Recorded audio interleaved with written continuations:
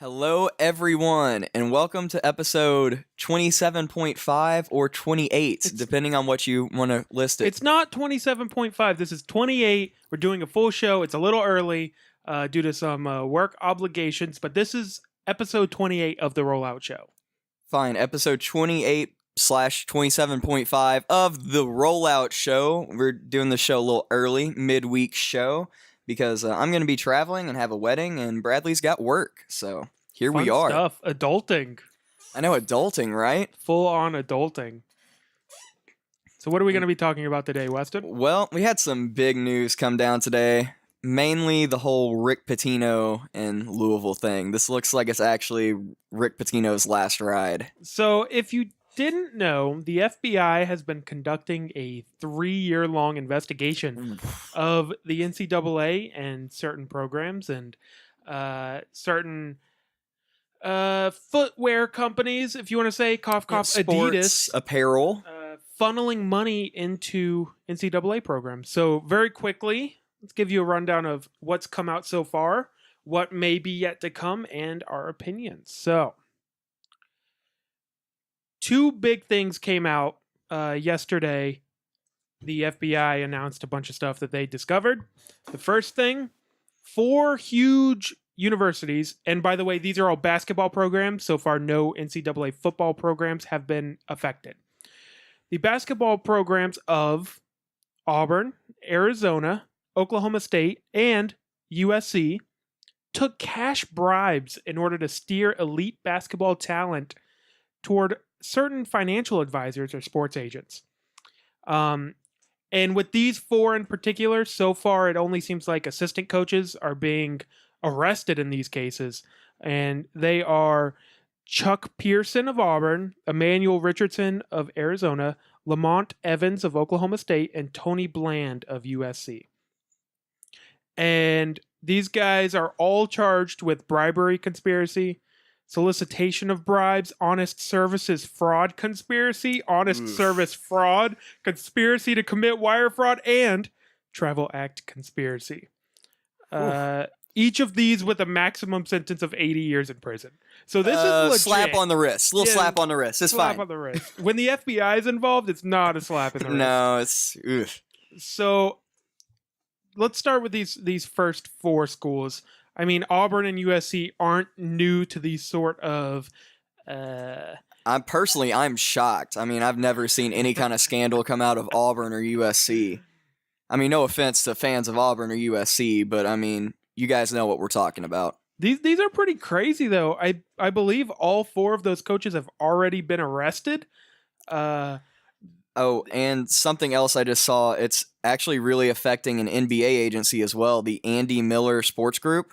So one of their agents, Christian Dawkins, is actually arrested too, and I think he was the main one working at Louisville. That's crazy. Okay, speaking of Louisville, the second bombshell that the FBI dropped is that as bad as the first 4 universities were, basically their role was they were taking money from a sportswear company, cough, Adidas, and taking it as a bribe to funnel these athletes towards agents. What Louisville was doing... Oh, here we go. ...was not only were they also funneling their students towards agents and whatever private financial advisor means in this context. I have a feeling it doesn't just mean what a normal financial advisor is. I think there's probably a little extra in there, too. A little something extra. You know what I mean. But they were also giving 6-figure payments to 3 particular players. I don't see these 3 players named, but all 3 of them agreed to play for Louisville because of these 6-figure payments. And then a lot of them, I know the one player you're discussing, I don't know if it actually named said player, but he ended up coming to Louisville when he wasn't reported to be on Louisville's radar at all. And then Rick Pitino even commented, like, it's so nice to have guys come on unofficial visits and then end up staying here. And then his recollection compared to what the FBI found was vastly different. It was like $100,000 was funneled to the kid's parents. Well, wasn't it like the kid didn't even have an official visit? He just randomly chose to come to Louisville. That was pretty much it, and yes. Rick Pitino's like, I'm so lucky. This has It's never the- happened it's- before. Oh my goodness. How could we be It's so such a blessed day How could in we be so Louisville. blessed that this random amazing basketball player wants to come and play for me, even though I've never reached out to him in my life? Really? So this is, if you aren't familiar with Rick Pitino's past, if you think back Spotless. a year and a half ago, he had a prostitution scandal where prostitutes were coming into players' dorm rooms during recruiting. That means there were underage boys there, and having sex with players. And supposedly Rick Pitino didn't know anything about it. He got off basically scot-free. I think he got like a 5-game suspension or something, which is really minor for he was that able case. to convince the media and the public and the university that he had no idea. There was this one assistant coach who had organized it all. It was a graduate assistant too, right? It wasn't Right, even I think it was a coach. grad assistant. And Rick Pitino had no idea. Oh my goodness, how could this happen in my program? Well, he just has another big scandal, and he finally lost his job over it. Rick Pitino and the AD of Louisville are both fired. And that's a newer athletic director at Louisville as well, and he refused to fire Pitino. And that was honestly what did him in, because they have an interim president there as well. And another wrinkle to the story, I think Darren Rovell tweeted it out, was the athletic director's daughter has like a high-ranking position at Adidas or something and was like recently hired as well. So I don't know if that's like a little like Interesting. a little bit on the back end, a little hey, help us help you kind of thing going on, but that's just another wrinkle added to this story. How surprising that NCAA huge basketball programs are cheating. Who could have seen it coming? I don't know, man. I mean, if you ask like some different people in the media, that the ACC is completely clean and never has anything go wrong there, and the SEC is the real problem. Don't use this opportunity to take a shot at Danny Cannell. The man's done nothing wrong lately. I mean, he's done nothing wrong ever. Don't take that out of He's context. actually like the nicest guy ever, but some of his sports tweets I just disagree with. He's very pro ACC. If you aren't aware of Danny Cannell's work. So if you want to know more about this story, I would start looking up. ESPN's doing a lot of reporting. I know there's all kinds of different sites that are doing a lot of reporting. We just get most of our stuff from ESPN. Check that out. We aren't the most informed to talk about it, so I don't want to go too far and say things that maybe aren't true. But it is very interesting, especially the fact that this is the second scandal for Louisville that I just can't believe. Like, I understand that all the colleges are probably cheating a little bit, but giving players 6-figure payments, that's not something that I would have expected a program to be doing. I think the prostitution scandal is a little more jarring, so it's a little more shocking and surprising. But this, I think, is very much in the same vein. That's huge money to be doling around. And then it's also not the first time they've really been involved in a federal case as well. I just saw something. It's a Rick Pitino timeline of events. They were in a federal extortion case in 2009 as well. So this isn't the first go around with the feds getting involved with Rick Pitino in Louisville. Now, given all this, how long do you think it takes either a school or an NBA team? How long does it take Rick Pitino to find another job if he wants one? According to Woj, no NBA teams are really looking at him right now, but I mean, a lot changes when your team's reeling in the middle of the season and a coach gets fired. How about the FAU basketball program? They already have Lane Kiffin. They could really use another spark. Hey, they were the team that hired Isaiah Thomas a few years back, so There you go. I mean, if a team wants him. Wait, you know what the funny thing is? What's that? Rick Pitino's son was the coach at FAU. Oh. No joke. Wow. He left FAU for Minnesota. How do you know that? That's just one of those random things that just like pops back into your head, like FAU. I like college basketball a lot. I don't know who the coach of FAU's basketball program is. I'm just going to throw that out there. I mean, I don't know now, but I mean, I knew it was Pitino's son. Anyway, yeah, if you want to know more about this crazy story, check out some of the reporting on it. It's fascinating. Anytime the FBI is involved in something like this, because you have to think about it. these aren't just basketball programs. These coaches get federal money. They're public universities that receive federal money. Like that's probably why the FBI was so heavily involved. These are, by all accounts, governmental employees. And that's why they spent 3 years digging through everything to make sure they had the right facts. That's why you'll often hear that the head coach of the biggest football program in a state is the highest paid public official. Nick Saban is the highest paid public official in Alabama. Deservedly so. I mean, I won't argue with that. I mean, he brings in more money to that state than any public official We would. should also pay the players. Okay. Next topic. Don't need to get on that soapbox again. How dare you bring that up in my presence? Although I will say, if we were paying players at major programs, this sort of stuff would not happen. Well, you know what? I think I'm just going to find a new profession. I'll just be like Dabo. Just make the jump. What? Didn't he say you'd find like a new profession if they start paying? Pitino? No, I said Dabo. Oh, I said I'll be like Dabo and just find a new profession. I get the joke. Yeah, that's one of the few things Dabo said that have really rubbed me the wrong way. Not that he disagrees with it, but that he disagrees so strongly when he's over there making like $8 million a year. Deservedly so in his case. Yes, but he's also not losing brain function. Like he's encouraging other people. He already lost his brain function. He's encouraging other people to go ram their head against a wall for $8 million and they get nothing. Anyway, let's move on, please. I don't want to get in this argument again. I'm starting to feel it quell up inside me. Some tension brewing. I'm starting to feel it quell up inside me, and I don't want to let it out again. I got in an argument at work about this. I've been thinking about this a lot. It's just because you're wrong.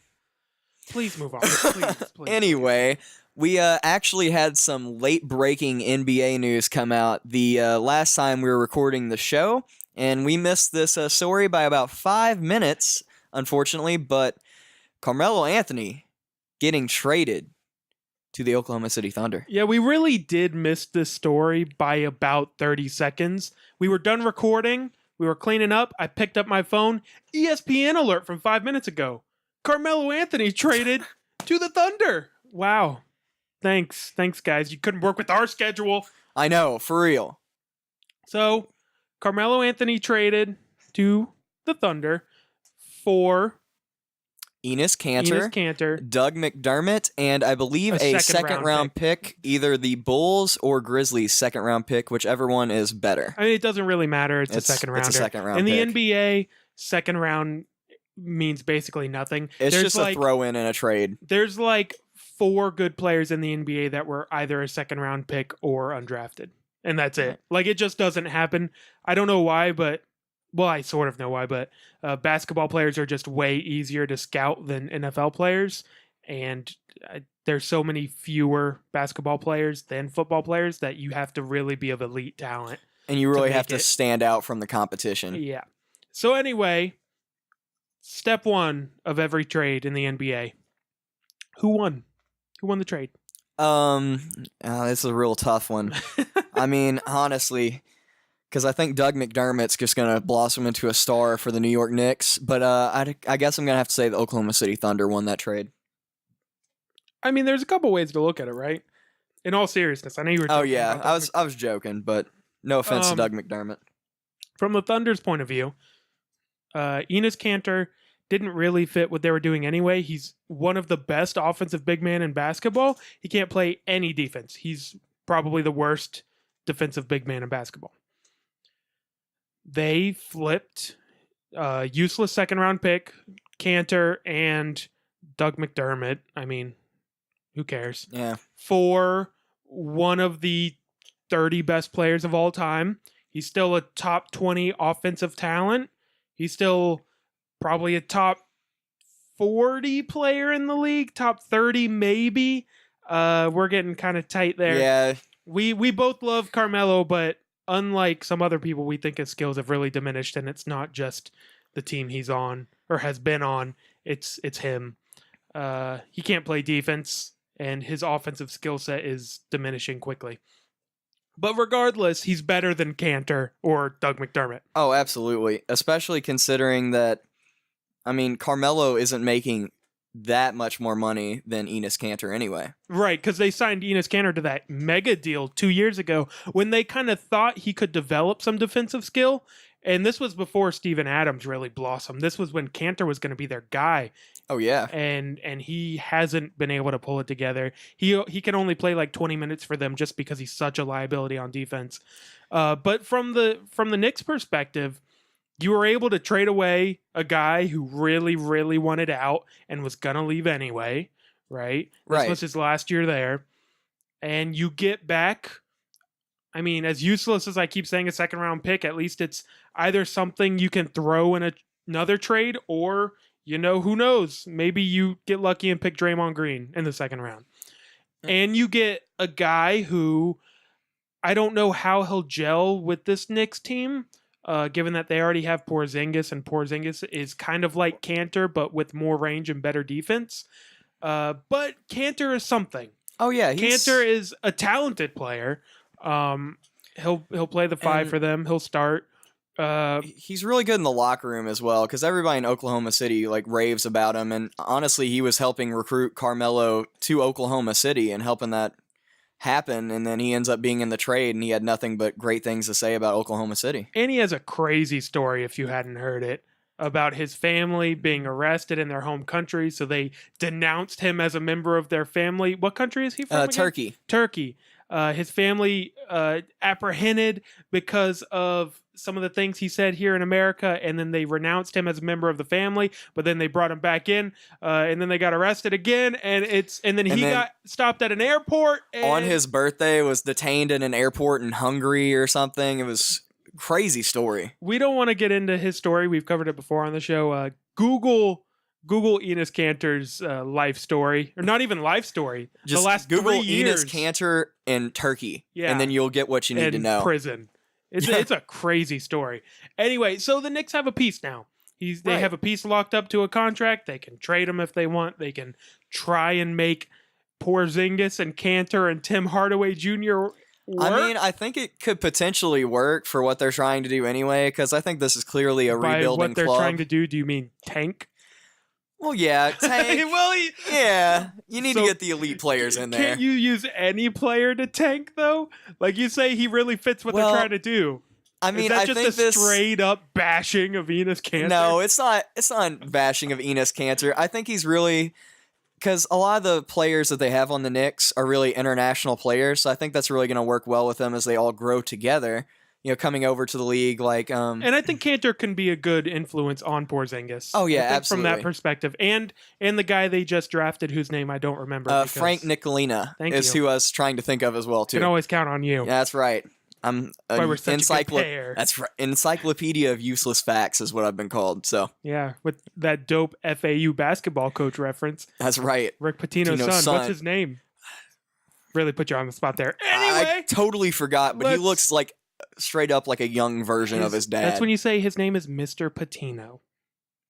It's Coach Pitino. Coach Pitino. Same thing. Who cares? Yeah, Anyway, though, I think Enes Kanter is going to be good for what they're trying to do. And yes, I think they are trying to tank, but honestly, it was either he's going to the Cavs for probably like Tristan Thompson or maybe another kind of bad-ish contract, or to the Rockets for Ryan Anderson. And I think for them, it's better to take on Enes Kanter and his contract that's a little bit less than like Ryan Anderson. I would have rather had Tristan Thompson if that was on the table. I don't think it was probably on the table. If that was on the table, the Knicks would have taken it in a heartbeat, because that's a guy who could be a starting five of a playoff team in the East. Or what did I say? Starting five. Yeah, that's what I mean. Starting center of a playoff team. That came out right. Yeah. Okay. Sorry. It sounded weird in my head. I think in the East, not in the West. God, no, not in the West. But in the East, he could be the five on a playoff team. Not a contender, but he has. They won a championship with Tristan Thompson at the 5. Yeah, and he was technically starting, but he wasn't a huge part of the team. I mean, he could play a significant role on a playoff team in the East. I agree with that. I mean, you throw him on the Wizards and let Gortat go. That team still makes the playoffs. That team's still pretty good. He contributes to that team. He's no worse than Gortat at this stage in Gortat's career. No. So I'm with you on that. It's just, I don't know really what the Cavs would have traded for him because you're not getting Isaiah Thomas or anything like that, even if Isaiah's hurt. So I think honestly this was the best deal they could get. And You I at don't least think get. they could make the money work. I don't think they could because you either have to. I mean, because you're not giving up Kevin Love for him. Yeah. I mean, Kevin Love's going to be your new offensive star. I know Kevin Love is going to be like the third best player in the league according to myself and Bradley. No, don't put me in that group. Kevin Love has a But- chance to go back to being a top 20 guy. Well, yeah, exactly. Like me and you are pretty big believers in Kevin Love because we remember what his game was Well, and we've seen the role he's taken in Cleveland. Guys don't go from great offensive players to horrible offensive players unless it's an age problem. And with Kevin Love, it's not an age problem. With Kevin Love's Carmelo, in his prime. with Carmelo, it's an age thing, and he's not horrible now, but he is worse. Kevin Love, I think it's a volume and opportunity thing. So with Kyrie gone, with Isaiah out till January, I think Kevin Love is going to get a huge chunk of the offense, and I think he's going to look good doing it. I'm with you, and I expect Cleveland Cavaliers to be the number 1 seed in the East yet again. Wow, such a strong. I'm really take. going out on a limb here. Can we hold out on the Cavaliers talk till later when we talk about our second NBA topic? I mean, We're still on Carmelo, please. oh, okay. I'm sorry. Thank you. Excuse me. Got to keep the show on track. Sorry. Yes, sir. The Thunder pretty clearly won the trade, I think. They gave up not a lot to get Carmelo and take themselves from what. So when they made the Paul George trade, a lot of people were like, "Hey, the Thunder, 5 seed, 4 seed, they could make a little run of it, Make and a little noise. and that's with Russell, and that's how stacked the West is." You have Russell Westbrook and Paul George, who had one of the two- greatest seasons we've ever seen. 2 top 10 players in the NBA. Don't even try and tell me Paul George isn't a top 10 player because you are dumb. 2 top 10 players, and they don't have a chance in the West. They are like the 4th best team in the West. And now they have Carmelo, and it's like, oh, the Thunder. The Thunder are pretty good now. The Thunder are like really good now. So the big questions with them though are there's one big question. It's Russell Westbrook. Russell Westbrook took last season sort of off, and by off I mean super on, because he just dominated the ball more than anyone in the league. I mean, he was the desperado. He's a lone wolf. He put up numbers like we haven't seen in decades. We've seen them before. But not in this era of basketball. Not with the super freaks playing today on the court. And he dominated the league. His team wasn't very good. No. So, and he always seemed fine playing with KD. I don't think they played really well together, but they played well enough to win some games. Get to a couple conference finals. They got to 1 championship. Can Russell Westbrook dial it back in? Can the beast was set free last season. Can he rein it back in so that Paul George and Carmelo can have some of the light? Because we've seen it from Paul George. We've seen Paul George get mad at his teammates for being ball hogs. Oh, Look yeah. at game 1 of their series last year when CJ Miles took the game-winning shot, even though Paul George was double covered, and he got mad that he didn't get to take the final When shot. CJ Miles had like an open look. Like And- it's Yeah, that was we've seen Paul George be irrationally mad about not getting the ball. and then also when Paul George is statistically one of the worst shooters in the last shot in the game.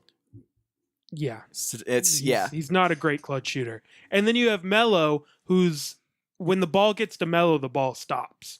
That's just how it's been his whole career. Pass, pass, pass. Oh, Melo has the ball. Guess I could take the rest of the playoff. Maybe I'll try and get a rebound. Like can they sort of mesh these play styles together? Because I do want to say one thing that I think people are forgetting is not every quote unquote super team turns out like the Warriors did. The Warriors were an aberration because of the way they play team basketball. Kevin Durant could sort of slide right in. Whereas look at the Heat the first year of LeBron, D-Wade, and Bosh. They didn't play that well together. They didn't know who should be the alpha dog. They didn't know who should be taking last-second shots. And because of all that, they lost to the Mavericks in the finals, which they had no business losing to. As great as Dirk is, that team... JJ Barea took it to him. That team on paper was nowhere near that Heat team. And after that season, LeBron stepped up and said, you know what? You're right. This is my team. As great as D Wade and Chris Bosh are, I'm the alpha, and I have to play. And honestly, I think that's probably one of the best things for LeBron's career is having that loss to the Mavericks, because it just really was a wake-up call to him, because they had no business losing to the Mavericks. Agreed. He's been the best player in basketball ever since that moment. There was a time before that moment when people were still saying Kobe. That was the moment when it shifted to LeBron. That next season when they beat the Spurs, it was over. Oh yeah. So what was that? I think they actually can mesh well together. Going back to the can Russell tone it back, because I know not all the super teams work, and they're kind of getting together late in the off season for this. And late in life is the other thing. Yes, especially Melo. Melo's kind of set in his way. So I think, honestly, the guy who's really going to have to make it work, I think, is Paul George. Because if Paul George is willing to let Melo still have like some of that alpha dog mentality and still let Russell, just do his super athletic, crazy quick things that he can do, and then Paul George kind of sits back and then knows like, okay, some nights it's going to be my night and I'm going to get all the points, I'm going to dominate the game, but other nights I really need to dish it to Melo. And things like that. I think that's really the key to making it work. So the problem I see is if we look back at the quote-unquote super teams, the Warriors will exclude from this conversation. You have the Heat, where LeBron is clearly the best player. Bosh has his role. D-Wade has his role, right? You have the Celtics with Paul Pierce, Ray Allen, and KG. They each have very distinct roles. Ray Allen's the shooter. Paul Pierce is the all-around player, and KG's the post player and the defensive player. With this Thunder team, like everybody's a scorer. Right. Russ, Paul George, and Carmelo all do the same thing. They're all ball-dominant scorers. And the problem I see them having is I think Melo will be fine, honestly. I think Melo has realized late in his life that he wants to win. Because he's running out of chances to win. Why else would he give up his no trade clause to go to the Thunder? Why else would he have was it last week where he opened up the number of teams he'd be willing to go to? Right, he added and they were all Cleveland contenders. And the Thunder. He was adamant he wanted to go to the Warriors. He wanted to play with his buddy Chris Paul. He thought that team was going to be really good and that he could take them over the top to beat the Warriors and win the title. And when it was clear that the Houston deal wasn't going to happen, he said, okay, at least get me to a contender. I want to win. I either want to be with LeBron or I want to go to Oklahoma City. And he got to Oklahoma City, a team that's going to win a bunch of games. Paul George is the one I'm worried about. I love Paul George. And maybe that's... I don't know. I know on paper who I would rank higher. I think Russell Westbrook is better than Paul George.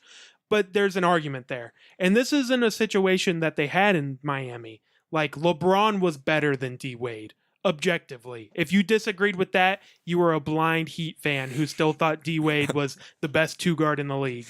Like, you were just blind. LeBron was the best player in the league by far at that point. Paul George may look at Russell Westbrook. If Russell Westbrook's having a great season and he's not, and be like, why am I not taking over this team? I'm the best player on this team. And I don't think Russell Westbrook is going to stand for that the same way he did with KD. And it's not like KD was ever vocal about it, but like the media always said Russell Westbrook is holding KD back, and it never seemed to affect their relationship. I could see Paul George getting affected by something like that. Well, they seem to have a pretty good relationship right now because both of them... They haven't started playing basketball yet. They haven't started playing basketball yet. Actually, in games. I think they've been like training together and all that different stuff. And all the NBA players play pickup through the offseason. Oh, yeah. Like, I've seen videos of just basically American Olympic teams going against each other. Yeah, and it's great to watch. But they're playing pickup. It's like they're playing an all-star game. Oh, yeah. They're not playing serious. And honestly, I think that's why it's gonna work, because they were both in on recruiting Carmelo and making sure, because they really were the ones who were working on Carmelo, like, look, I know you want to go to Houston and all this, but we're doing something big here in Oklahoma City. And then, Paul George kind of coming in there and saying, look, Oklahoma City wasn't on the top of my list either, but now I'm here. Let's do something together. And it's clear he wants to win too. Like, he's tired of losing. Oh, He yeah. was so close with the Pacers. It's probably a Paul Pierce situation with Paul George, where he was so close with the Pacers. He's like, we'll be back. We'll be back. And then Hibbert started not showing up. Then Lance Stevenson. And then Danny Granger, he had that knee injury, and then he was just never the same. And that team just imploded, basically. Hibbert went from being great to being horrible. Lance Stevenson went from being good to not being on a team. Yeah. That team imploded, and Paul George is left standing there holding the bag. Like, what happened? Like, what happened to our team? We took the LeBron's Heat to Game 7, and now we can't make the playoffs. I mean, that's really what happened. As soon as, and the sad thing for him too, he had the leg injury, and then that seems to be when everything went downhill for them too. Is when he was trying to recover from one of the most gruesome injuries I've ever seen. Oh yeah, don't look that up. He was training for Team USA, right? Oh, they were playing for Team USA. And he stepped on the base of the hoop and it snapped his leg in half like it was a twig. It's gross. Don't look it up. If you're squeamish, don't look it up. Like, if you remember the whole Kevin Ware, shout out to Louisville again, that whole situation. Like the same thing. It's pretty similar. Oh, awful. My leg hurts now. Okay, so where does this put the Thunder in the West? I see you're clearly more optimistic about this pairing than I am. But how do you think they actually have a chance to take down not even just the Warriors, but the Rockets? Honestly, I think they do. If I would put money on it, I'd say they're either the 3 or 4 seed right now. So if you're putting money on it, what are your top 4 seeds in order? Number 1, Sacramento Kings. I'm just kidding. Golden State Warriors, the Sacramento Kings neighbor. Golden State Warriors. Such a useless statement. Hey, that's geography facts with Weston. Anyway, so Golden State Warriors, number 1. Number 2, I'm going to be a believer in the other team that gelled together this offseason, Houston Rockets, number 2. Then I'd honestly go, I think Oklahoma City 3 and then Spurs 4. I actually agree with you. I think the Spurs are going to take a step back this year because they're putting too much on Kawhi. I don't think Kawhi can quite handle the load he's going to have to try and carry this year because LaMarcus Aldridge just isn't that good. He really isn't. He just doesn't fit. And it's not that he's a bad player. I think he just doesn't mesh well with the Popovich system, which I've heard ex-players that have played for Popovich say, that it's a system that not every player is going to be able to fit in. If you can fit in it, you're going to love it. It's going to be the best place you've ever been. You're going to want to retire there. You're going to win a lot of games. But if you don't like the Popovich system, you got to get out. I mean, I heard this from Richard Jefferson most recently. He played for Popovich and he hated it. But he also says he learned more about basketball there than anywhere else. He took it with him the other stops in his career. I mean, it's really similar to the Patriots. I mean, some players can be reclamation projects and really thrive in New England and retire there. And then there's other players like Chad Johnson, who's just, you know what, it didn't work for him. Or the one Malcolm Floyd last year. Floyd, absolutely. Another one who you thought, wow, this is like the perfect guy for Bill Belichick's system. And then he was active and didn't see the field for the Super Bowl. That's my boy Malcolm Mitchell got all the targets. I hope your recovery's going well, Malcolm Mitchell. I still believe in you. He's a receiver for the Patriots, by the way. 2nd year out of Georgia. Go Dogs. Such a useless fact right there. You thought my Sacramento tidbit was useless. You're just thrown in there. Go Dogs. Anyway, so Uh-oh. The intern Sorry, I hit a sound effect on the sound. Totally a sound effect, not a dog. Get out of here, intern. Get out of here. Oh my goodness. Keep talking. So anyway, I heard Sacramento is really beautiful this time of year. I mean, it's really nice. There's a lot of technology there. And actually, while we're here, we'll just, since Bradley's uninterested in my baseball facts, I'm just going to start talking some baseball as this little break from our basketball talk. So the playoff races are coming down to the very end. There's about 7 games left for most teams. I may be a little game or 2 off on that. So it's coming down in the NL wild card to the Cardinals, Brewers, and Rockies. I made the prediction the Cardinals were going to win the wild card. That's looking a lot less likely now, but it's still possible. They're still in it, playing a few games against the Cubs, and then the last 3 games of the year against the Brewers, which they can make their whole How lead did we back. get to baseball? I said since you were gone, we'll just take a Oh. little sidetrack trip to baseball. Hurry up and finish your point. So anyway, the Cardinals actually have the chance to catch up on the Brewers, but the Brewers are playing the Reds.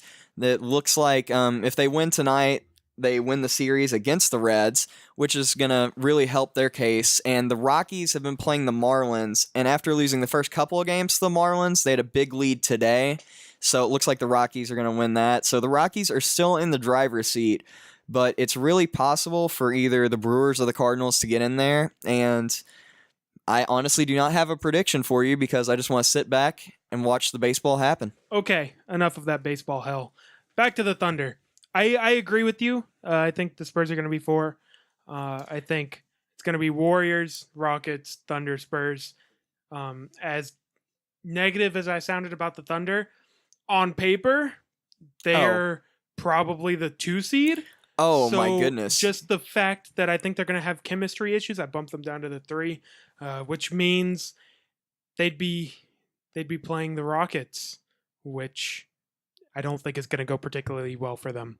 I think James Harden and CP3 together are going to be a fearsome combination, and I look forward to seeing them play together.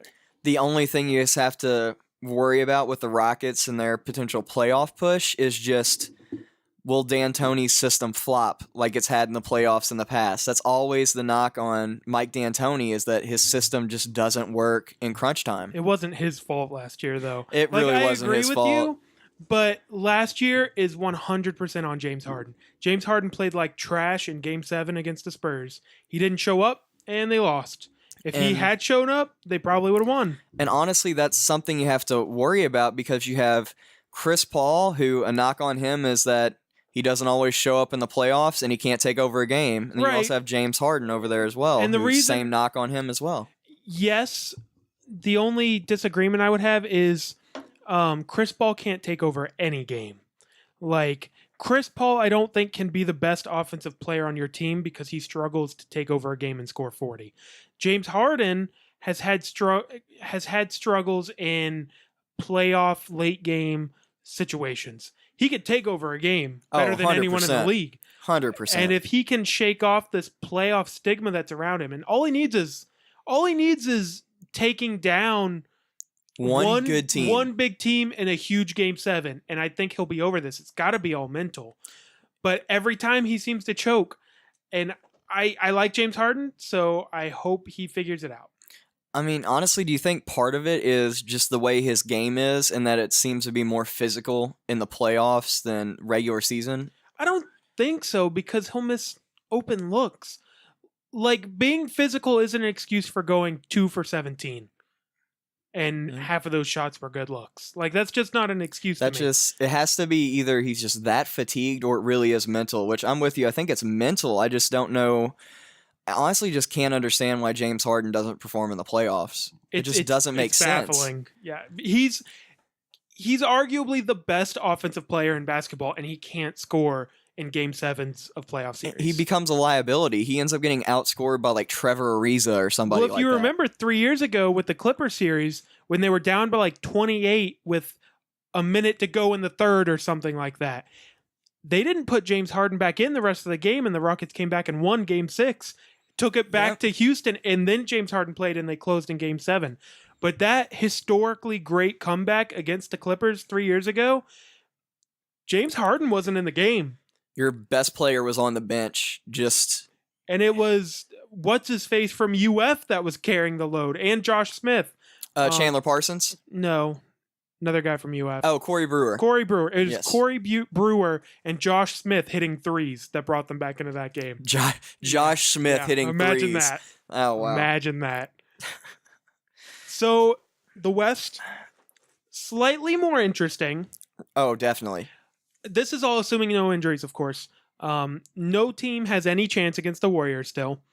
And if the Thunder were in the East, we would be talking about them as a contender to the Cavs. Oh, absolutely. That's how loaded the West is. Like, the Warriors are so historically great, in my opinion, that barring any injury, if there was a bet Warriors versus the field and I could turn injuries off, I would take the Warriors. Oh, yeah. I mean, I think most people in Vegas would take that as well.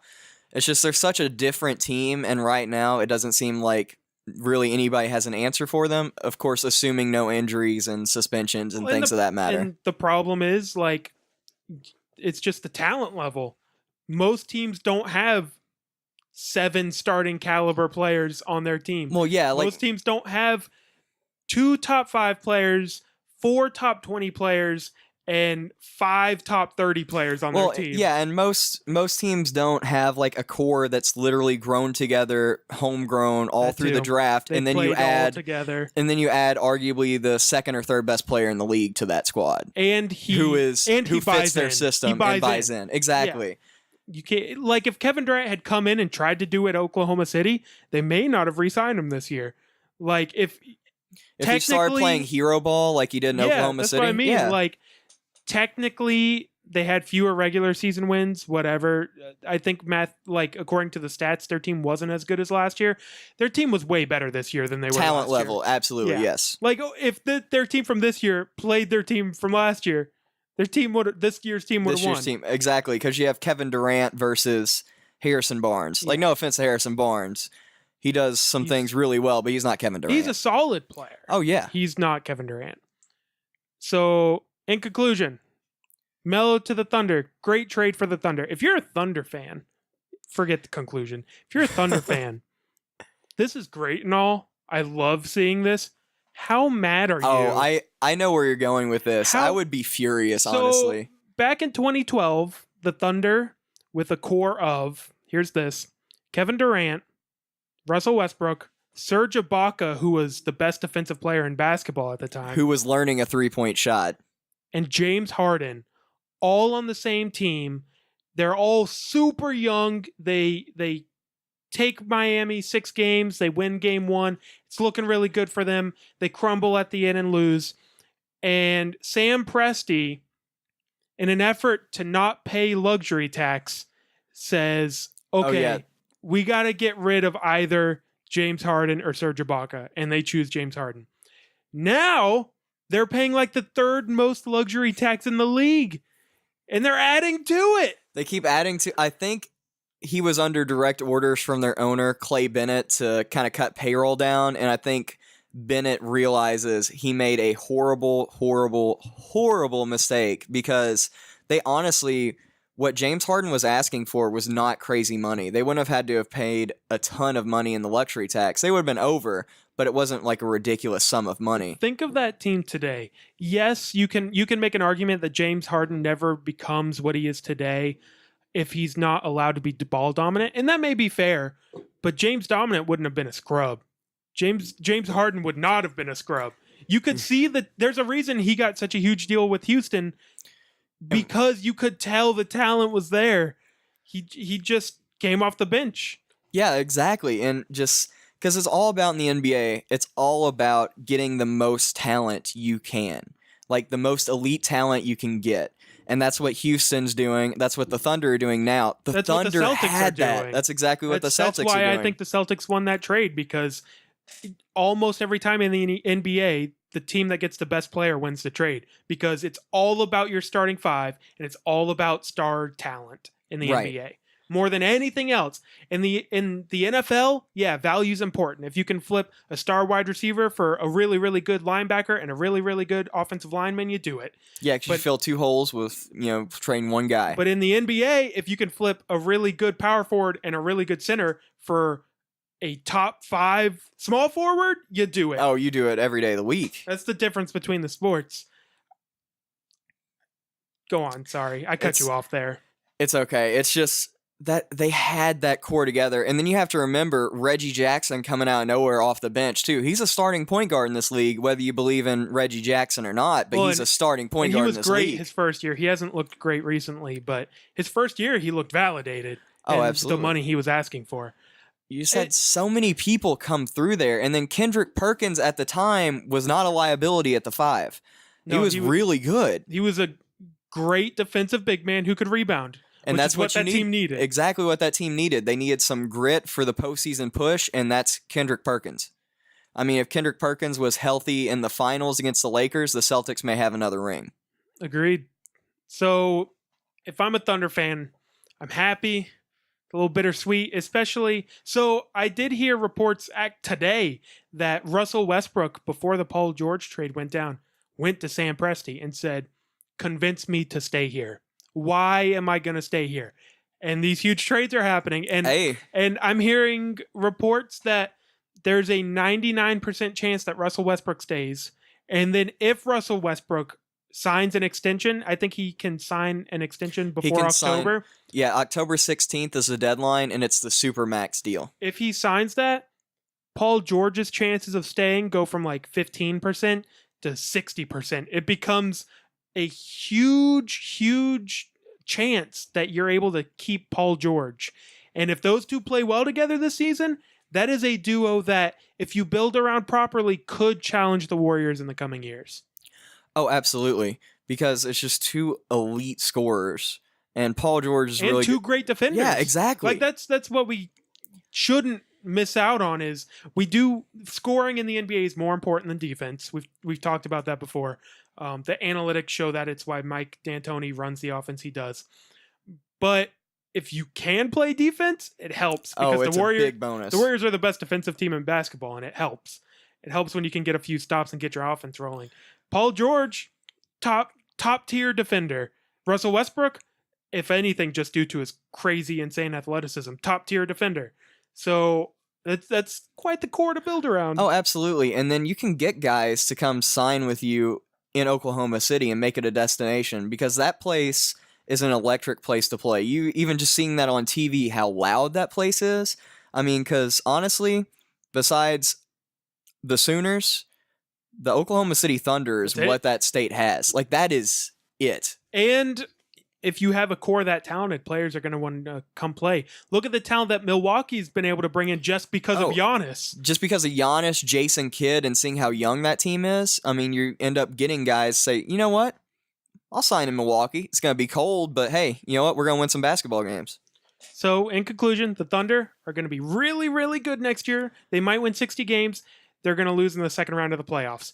Okay, Clippers miss the playoffs. To Houston. Anyway. They probably will. I think, honestly, that's my prediction. There's a good chance the West is loaded. The West is loaded, and they took a supreme step back. I mean, they're going to be fighting for that 8 seed with Minnesota, who we all expect to take a huge step forward. I expect Denver to make the playoffs. Denver. Yeah, I expect Denver to make the playoffs. It's loaded. The West is crazy. Okay, one more big thing came out today.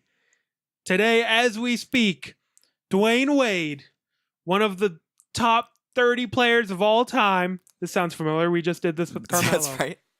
A guy who's won some rings. In the Banana Boat Crew. Well, I guess he was in the Banana Boat Crew. Signs with his good buddy, the Cleveland Cavaliers. And LeBron James. So, Dwayne Wade convinced Chicago to buy him out. He took like $8 million off of his deal. So, basically what happened is Dwayne Wade agreed to cut his salary by $8 million if Chicago agreed to just buy him out and let him walk. So they were able to do that. Dwayne Wade goes to Cleveland, even though it's not the team that had the most mid-level exception left. They have enough to give him a $2 million contract. I think the Heat could have given him like a $4.5 million contract. And I thought he was going to the Heat originally. I thought he was going home. That's what you predicted to me. You said right off the bat, he's going to the Cavs. And you were clearly right. He's going to go try and win one more with LeBron. I've heard that he's going to start on that team, and they're going to bring JR off the bench. I think that's a good move, actually. I think that's really good. They need some help in their second unit. So that's a good move for them. He'll probably play 20 minutes a game, average 15 to 18 points a game. It's not a ton, but it's something.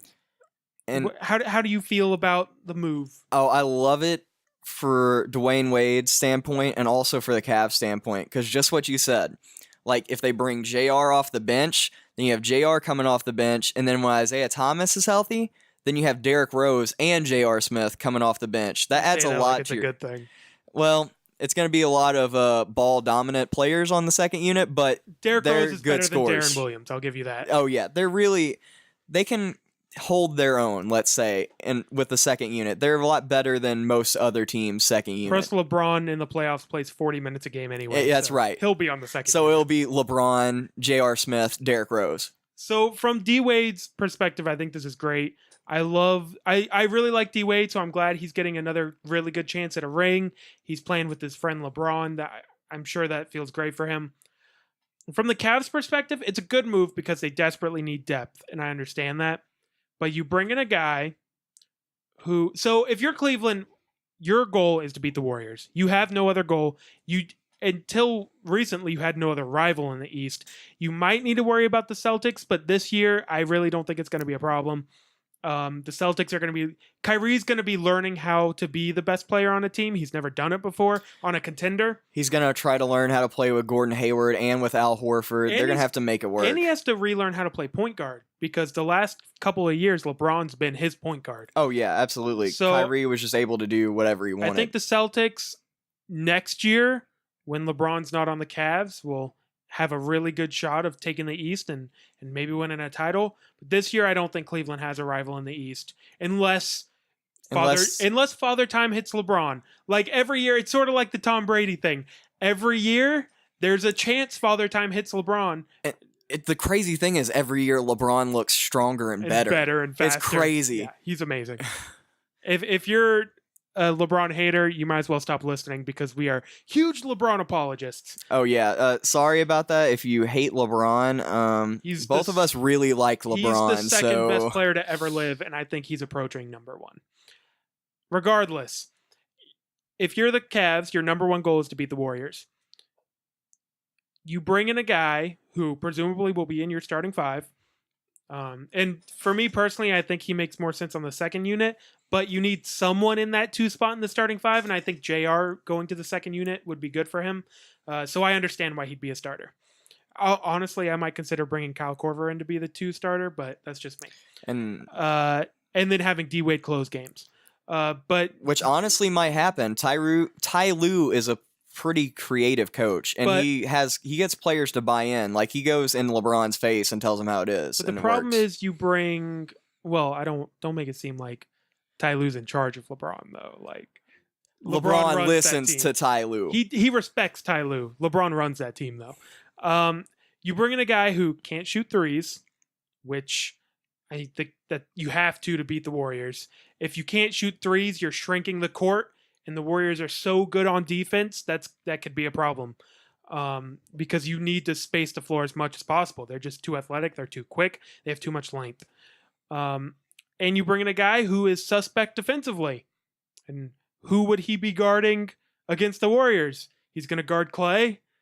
Like, D-Wade can't guard Clay, I don't think. Not as much running around and off-the-ball screens as that team does. Clay's going to get open. And that's my fear. I don't think D-Wade is done. I think he can average 15 this year, playing 20 minutes a game.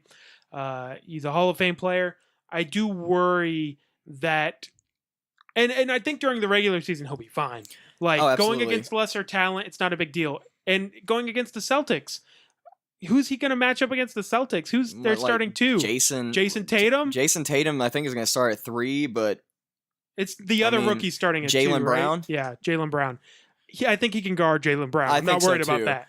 I'm worried about Clay, the top 3 2-guard in the league who runs around off the ball screens second only to Steph Curry. Like that, it's going to be a tough matchup for him. I'm curious when they play the Warriors in the regular season. Those will be interesting games to watch. Other than the obvious, like they'll be interesting games to watch, but I'll be curious to see how they defend with D-Wade on the floor. It will be interesting to see, but honestly, you can't really. If you have a chance to bring D-Wade in for $2 million, you bring D-Wade in for $2 million. Worst case scenario, he just sits on the bench and he's an honorary coach. Oh yeah, I mean, worst case scenario, you bring your best player's best friend in to play with him, and it's worked down in Miami. I mean, that's all you have to do. So, and honestly, what you have to do, your goal is to win a title, yes, but you just have to get there, and then whatever happens, happens. Right. I'm not saying the Cavs shouldn't have done it. I'm saying if anyone is saying this puts the Cavs over the top, you're very mistaken. I think it's going to be a challenge for him, absolutely. But I mean, it's going to be a challenge for any team in the league. So, That's other yeah, than maybe, I mean, Minnesota's got a lot of wing defenders now. The Thunder have a lot of wing defenders now. By a lot, I mean two, of course. Well, you need to guard Steph and Clay. Yeah. Those are the two wing guys you need to worry about. KD's no one in the league's guarding KD. LeBron can't guard KD, so he's kind of a separate conversation. The only one that can guard KD in the whole league might be Kawhi, but and Kawhi is the only guy really on his team right now. No offense to Powell, no offense to Tony Parker, Ginobili, or LaMarcus Aldridge, but it's pretty much Kawhi in the field on that team. And I think it'll be interesting. You and I argue a lot about who's better, Kawhi or KD. I think hands down KD is better because he can turn an average team into a good team. We're going to find out if Kawhi can do that this season, I think. Kawhi has been accused of KD himself of being a system player. Which I think is very disrespectful. It's not a great look. But he may not be wrong. I obviously I don't condone people saying mean things to other people, but it's part of trash talk, I guess. And he may not be wrong. We're going to find out this year. Kawhi turned from a defensive specialist into a superstar very rapidly, and I love Kawhi. He's the third best player in basketball. We'll see if he can do it without the players around him. Is all I'm saying. That's really, we're going to see it this year, but I think we honestly saw a lot of it last year. Because, I mean, the surrounding cast was not that great last season either. LaMarcus Aldridge didn't have a good season. Tony Parker was kind of in and out of the lineup, getting injured, banged up, had the worst season of his career. Ginobili, he was good off the bench, but I mean, it's not But we didn't get to see it because they lost so early in the playoffs because of his injury. Everybody got injured. Well, his own injury. Like, if he hadn't gotten injured in that Warriors series, even if that series goes 7 and they lose, how does he play? How does that team around him play? How does he make players on his team better? I think we saw it like during the regular season. We didn't get to see it during the playoffs, but during the regular season, you would consistently see him for 10 to 15 minutes a game where he just did everything. He was a monster on the defensive end of the floor, and he scored all of his team's points. Yes, I agree. But when we're talking about top 3, we got to look at playoffs. Because why do we think so highly of Kyrie? Kyrie doesn't put up top 10 numbers until the playoffs start, and then Kyrie cannot be stopped. Oh, absolutely. Like, that's why we think so highly of Kyrie, is whatever he does in the regular season doesn't matter. We know he's going to win 2 games by himself during the playoffs. You need to be the anti-James Harden. Basically. I mean, that's kind of a shot to James Harden. Sorry, there, I mean, but it's... I understand your point. James Harden puts up all these spectacular numbers in the regular season and then can't do it in the postseason. Always an MVP candidate every year. Some years should win, some years shouldn't. Like, all these things, but then in the playoffs, it's like 7 points. It's like, really, you're like the most dynamic scorer in the league. 2 for 9. I think there was a game against the Spurs last year that they lost where he took 9 shots.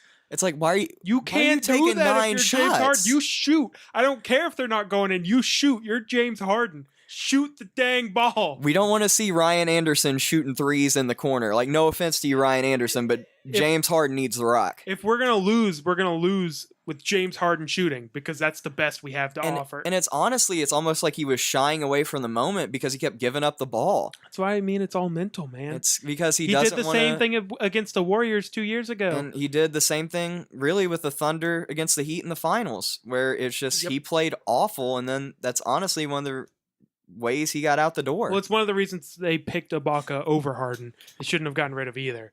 But part of the reason that they chose to keep Ibaka was that he and a lot of the times the way executives judge these players is, can they survive in the last 5 minutes of a finals game? Can I put them out there?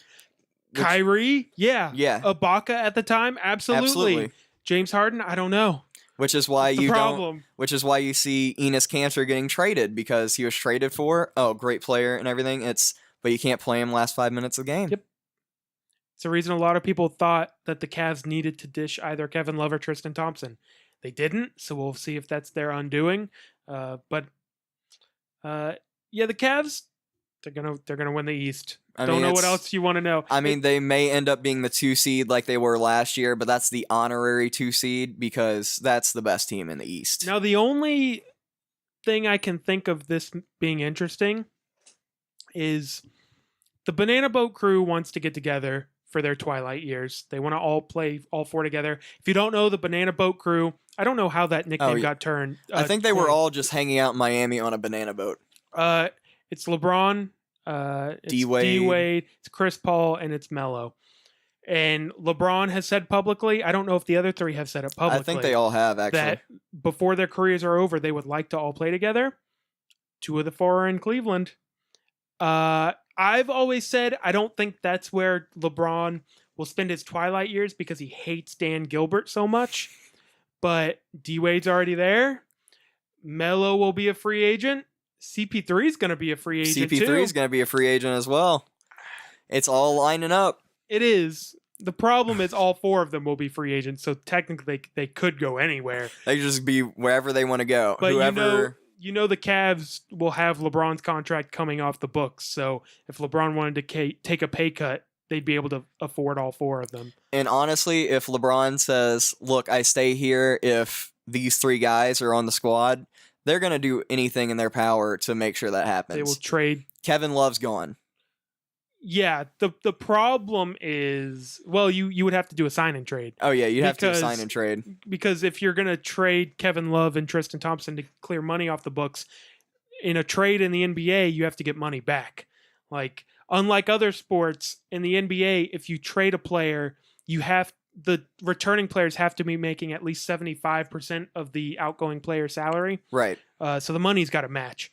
But I could see them doing some sort of sign and trade.